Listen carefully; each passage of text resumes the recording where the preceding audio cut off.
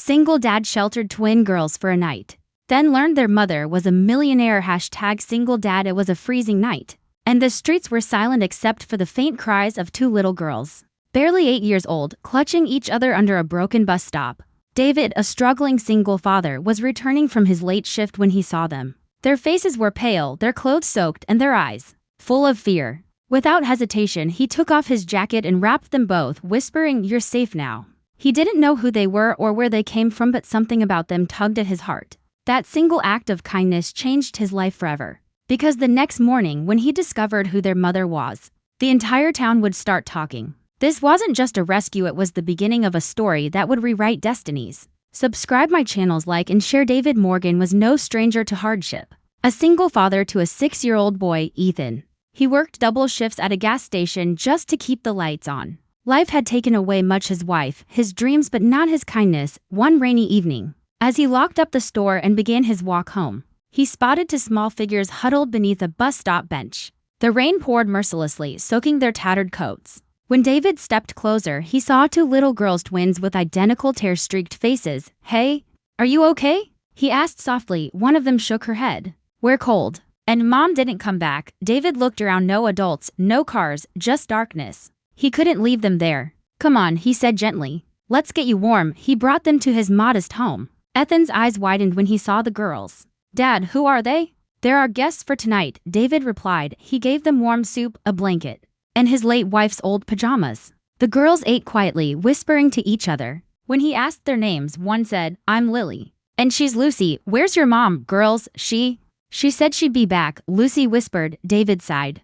Whoever their mother was, she wasn't coming back tonight. He tucked them into Ethan's bed while his son slept on the couch. As he watched the three children sleep, his own boy and these two lost souls, something stirred in his chest. He didn't know why, but he felt responsible for them. Outside, the storm continued to rage. But inside that small, worn-down house, there was warmth, a warmth money couldn't buy. The next morning, David made breakfast: scrambled eggs, toast, and a bit of jam. The girls smiled for the first time, their laughter echoing through the tiny kitchen. But soon, worry crept back into their eyes. "We need to find Mom," Lily said softly. David nodded. He didn't want to interfere, but he couldn't ignore his conscience either. He called the police, explained what happened, and gave them the girls' names. The officer sounded surprised. "Wait, did you say Lily and Lucy Hartwell?" "Yes," David replied. "Sir, their mother is Victoria Hartwell, the CEO of Hartwell Enterprises.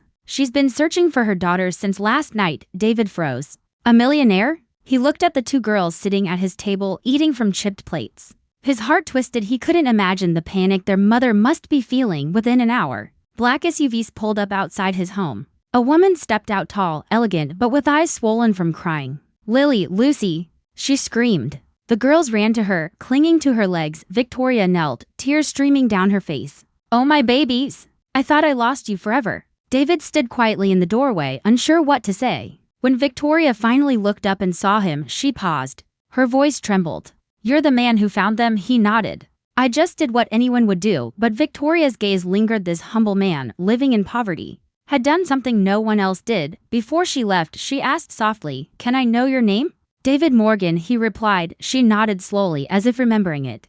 "Thank you, Mr. Morgan. I owe you more than you realize." He smiled faintly. "You don't owe me anything. Just take care of them." As the cars drove away, David's house felt empty. But in his heart, something told him this wasn't the end of their story. 2 weeks passed. Life returned to its quiet rhythm. David back at work, Ethan back at school. But one afternoon, a black limousine stopped at the gas station. Victoria Hartwell stepped out, dressed not in designer clothes but in simple jeans and a sweater. Everyone stared, but her eyes searched for only one person. "Mr. Morgan," she said softly, approaching him. "I wanted to thank you properly." David smiled politely. "You already did, ma'am." She shook her head. "No, you gave my daughters warmth when I couldn't find them. I want to give something back." He hesitated. "I didn't do it for money." She smiled. "I know. That's why you deserve it." She handed him an envelope. Inside were papers and offer letter. "It's a position at my company. Facilities supervisor. Better pay, benefits, stability for your son." David was speechless. "You don't have to." "I want to," she said firmly. "Because when my girls talk about that night, they don't say they were scared. They say they met a hero." Tears welled in David's eyes. "I'm no hero. Just a dad trying to do what's right." Victoria smiled warmly. "That's exactly what a hero is." As she drove away, David looked up at the sky. Ethan tugged at his sleeve. Dad, are we rich now? David chuckled. No, son. But we're blessed and somewhere deep down. He knew that one night of kindness had rewritten his story and healed more hearts. Then he could imagine kindness costs nothing, but it can change everything. If this story touched your heart, share it to remind the world that compassion still exists. Hashtag single dad, hashtag emotional story, hashtag heart touching, hashtag kindness matters, hashtag family love, hashtag life lesson.